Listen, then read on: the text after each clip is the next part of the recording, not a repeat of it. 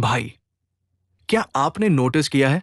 पहले अप्रैल में थोड़ा ठंडा रहता था, अब मार्च में ही 40 डिग्री हो जाती है। पहले मई में गर्मी होती थी, अब फरवरी में ही लोग पसीने में भीग रहे हैं। ये सिर्फ तुम्हारा एहसास नहीं है, ये डेटा है, साइंस है, और ये बहुत खतरनाक है।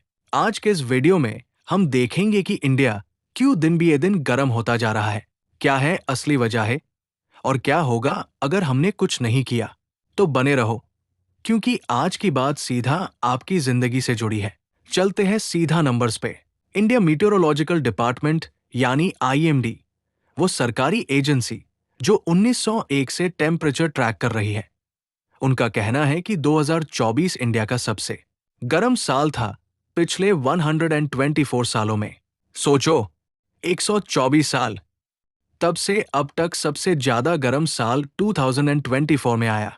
और सिर्फ इतना नहीं, आईएमडी के डेटा के मुताबिक 2010 से 2024 के बीच में 10 साल आए हैं, जो इंडिया के 15 सबसे गर्म सालों में है। मतलब गर्म साल एक बार की बात नहीं, ये एक ट्रेंड है, एक पैटर्न है जो नहीं रुक रहा।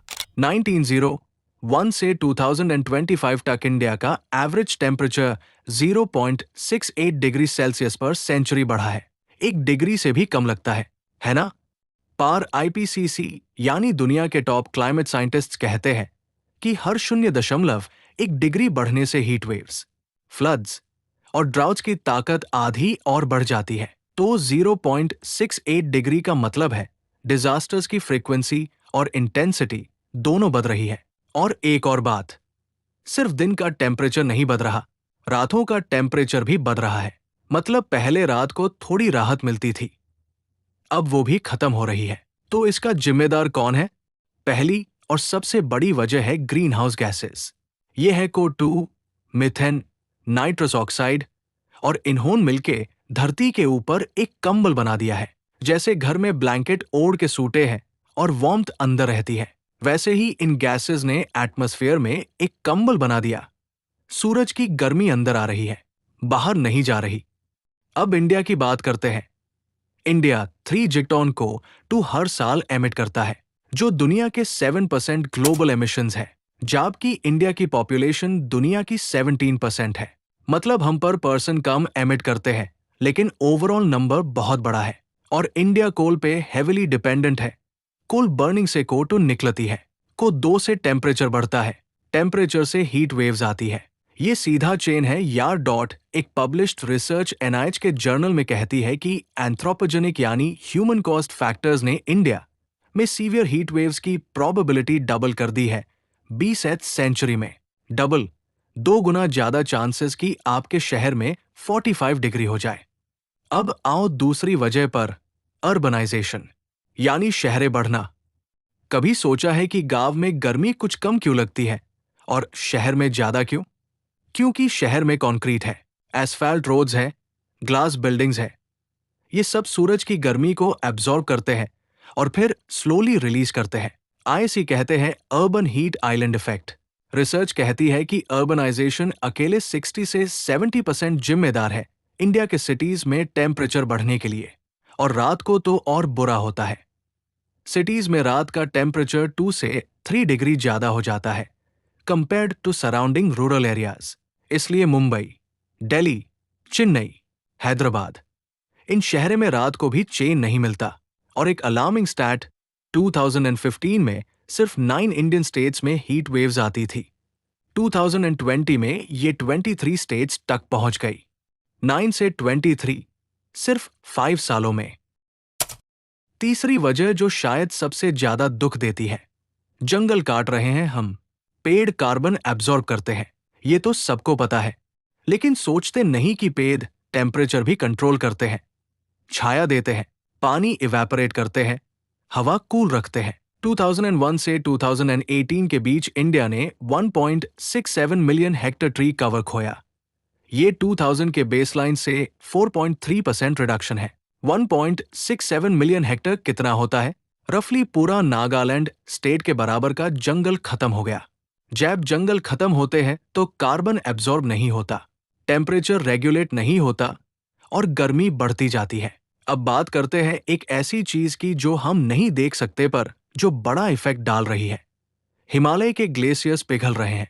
प्लोस क्लाइमेट जर्नल की रिसर्च कहती है कि हिंदू कुश हिमालय में टेम्परेचर 0.28 डिग्री सेल्सियस पर डेकेड की रेट से बढ़ रहा है और 4000 मीटर से ऊपर के एरियाज में तो 0.34 डिग्री पर डेकेड, यानी और भी तेजी से।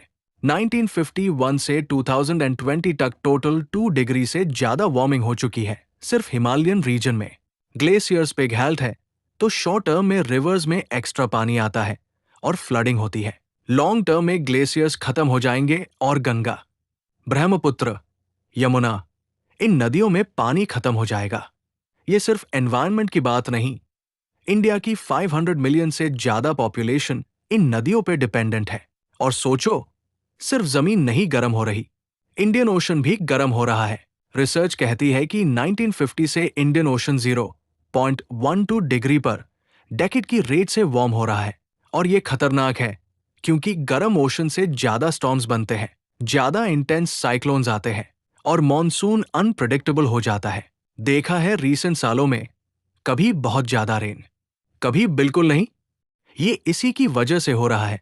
अब सबसे इंपॉर्टेंट सवाल, ये सब बढ़ती गर्मी हम पे क्या असर डालेगी? हेल्थ पे। हीट स्ट्रोक डेथ्स बढ़ रही है।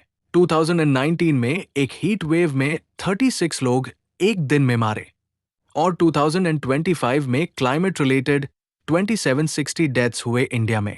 खेती पे रिसर्च कहती है कि अगर वार्मिंग ऐसी ही चली तो 2050 तक व्हीट यील्ड 6 से 25% तक गिरेगा और मैच प्रोडक्शन 18 से 23% तक कम हो सकती है। जबकि इंडिया की मेजॉरिटी पॉपुलेशन फूड के लिए खेती पे डिपेंडेंट है। पानी पे ग्लेशियर्स पिघल रहे हैं, नदियां सूख रही है, ग्राउंड वाटर घाट रहा है और 2023 और 2025 में मेघालय, जो दुनिया की सबसे ज्यादा बारिश वाली जगह है, वहां भी वाटर क्राइसिस आई और शहरों पे कोस्टल सिटीज मुंबई और चेन्नई सी लेवल राइज से खतरनाक सिचुएशन में है। तो क्या सब खत्म हो गया? नहीं भाई, बिल्कुल नहीं। कुछ पॉजिटिव भी है। इंडिया ने 50% नॉन फॉसिल एनर्जी कैपेसिटी का टारगेट 2030 से पहले अचीव कर लिया और इंडिया सोलर पावर में दुनिया का 4th लार्जेस्ट कंट्री बन गया है। लेकिन एक्सपर्ट्स कहते हैं ये इनफ नहीं है। कोल फेस आउट का कोई प्लान नहीं है। अभी टक और प्लान्स और रियलिटी में बहुत गप है। आप क्या कर सकते हैं? ट्रीज लगाओ अपने एरिया में, स्कूल में, कॉलोनी में। पब्लिक ट्रांसपोर्ट यूज करो जब भी पॉसिबल हो। एसी और इलेक्ट्रिसिटी का स्मार्ट यूज करो और स्टार रेटेड अप्लायंसेस लो। अवेयरनेस फैलाओ। ये वीडियो शेयर करो उन्हें जिन्हें नहीं पता और वोट वाइजली। पॉलिटिशियंस को एनवायरनमेंट पे अकाउंटेबल रखो। तो दोस्तों, इंडिया गर्म हो रहा है, ये साइंस है, ये डेटा है, ये रियलिटी है।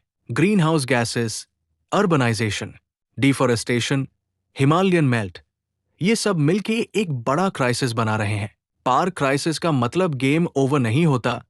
क्राइसिस का मतलब होता है वेकअप कॉल।